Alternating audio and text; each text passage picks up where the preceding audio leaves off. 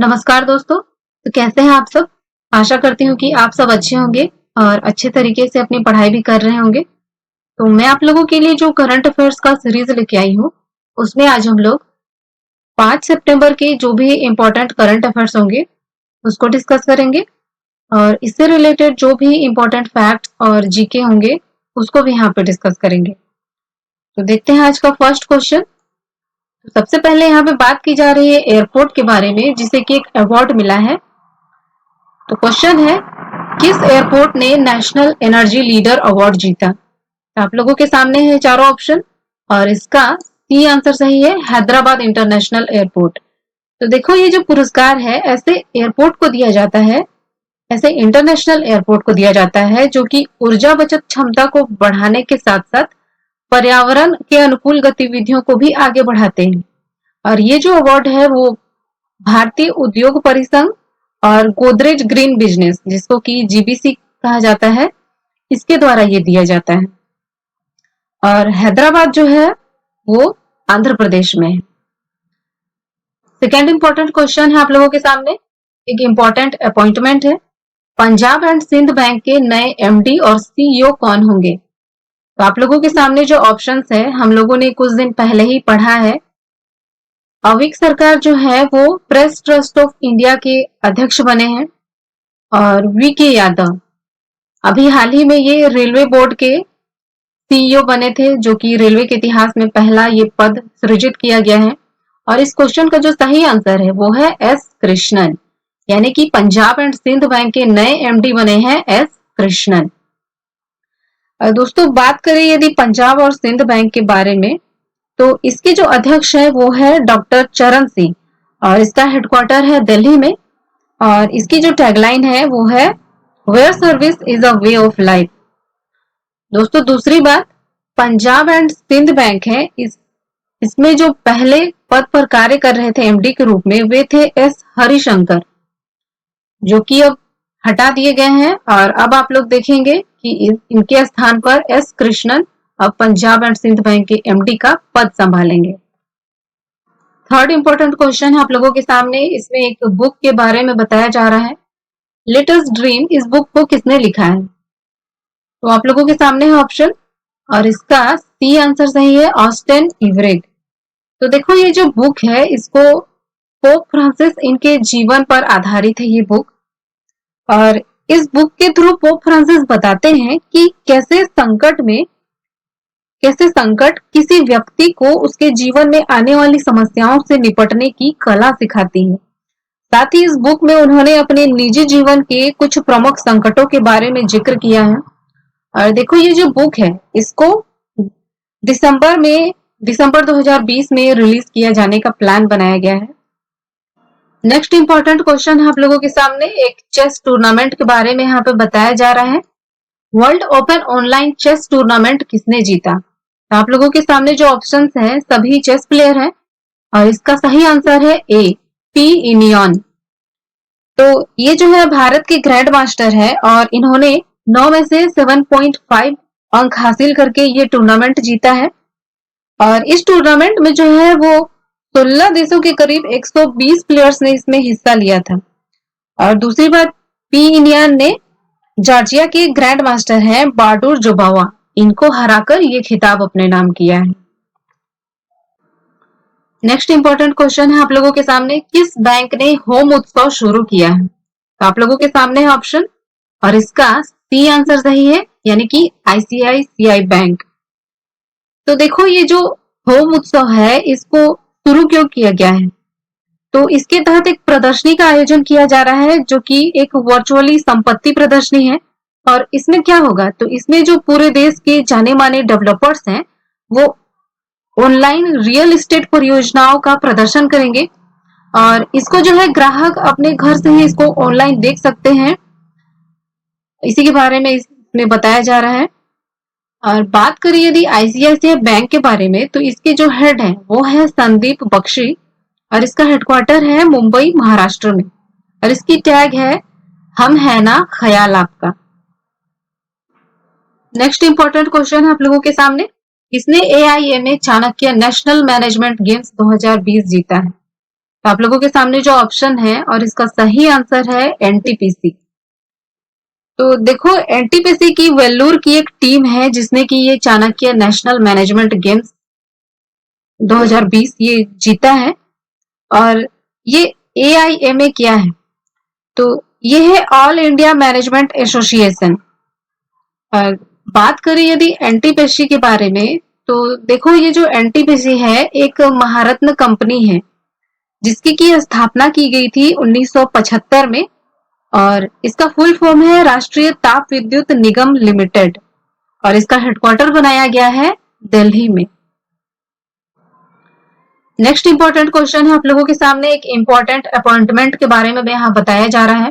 भारत के मुख्य सांख्यिकी विद के रूप में किसे नियुक्त किया गया है? तो देखो आप लोगों के सामने जो ऑप्शंस हैं तीनों ही इंपॉर्टेंट पद पर कार्य कर रहे हैं। ये जो प्रमोद चंद्र मोदी है ये सीबीडीटी के चेयरमैन बने थे अभी हाल ही में। हेमंत खत्री जो है हिंदुस्तान शिपयार्ड लिमिटेड के अध्यक्ष बने थे अभी कुछ ही दिन पहले हम लोगों ने पढ़ा था।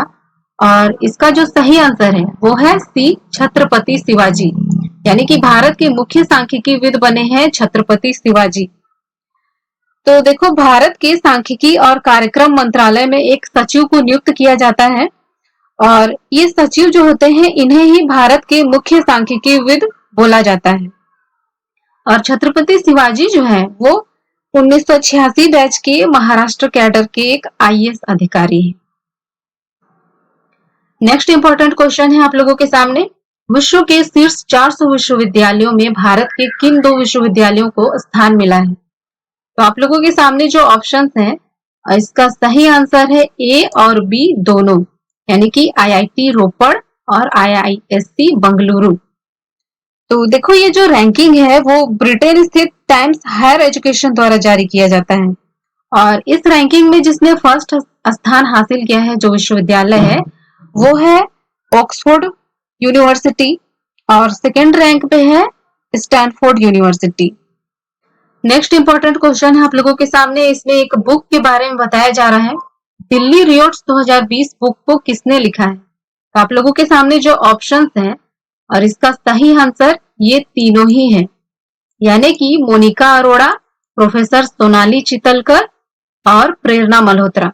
तो इन तीनों ही ने मिलकर ये दिल्ली रियोट्स 2020 बुक को लिखा है।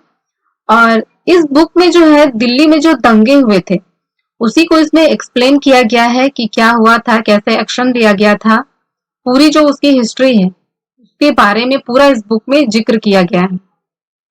नेक्स्ट इंपॉर्टेंट क्वेश्चन है आप लोगों के सामने, G20 विदेश मंत्रियों की असाधारण बैठक की अध्यक्षता किस देश ने की? तो आप लोगों के सामने जो ऑप्शन है सभी मिडिल ईस्ट एशियन कंट्रीज हैं और इसका सही आंसर है ए सऊदी अरब। तो इस बैठक में हमारे देश की ओर से हमारे जो विदेश मंत्री हैं एस जयशंकर इन्होंने हिस्सा लिया। और ये बैठक जो है अभी वर्चुअली ऑर्गेनाइज किया गया था क्योंकि आप लोग जान ही रहे हैं कोरोना का दौर चल रहा है। और इस बैठक में बहुत सारे मुद्दों पर चर्चा की गई, अंतर्राष्ट्रीय सहयोग पर चर्चा की गई, इसके अलावा कोविड-19 से भी संबंधित मुद्दों पर इसमें चर्चा की गई, आपसी सहयोग समझौता इस सब मुद्दों पर ध्यान दिया गया, ट्रेड वगैरह के बारे में ध्यान दिया गया, यही सब बातें इसमें की गई है। और दोस्तों भारत भी इस G20 का सदस्य देश है। और बात करें यदि G20 के बारे में तो इसमें जो है कुल 19 देश प्लस यूरोपीय संघ शामिल है और इसी को मिला के G20 होता है। और इसकी जो स्थापना की गई थी वो 1999 में की गई थी, याद रखिएगा, इंपॉर्टेंट है। नेक्स्ट इंपॉर्टेंट क्वेश्चन है आप लोगों के सामने, इसमें बेसिकली सौर ऊर्जा पर फोकस किया जा रहा है।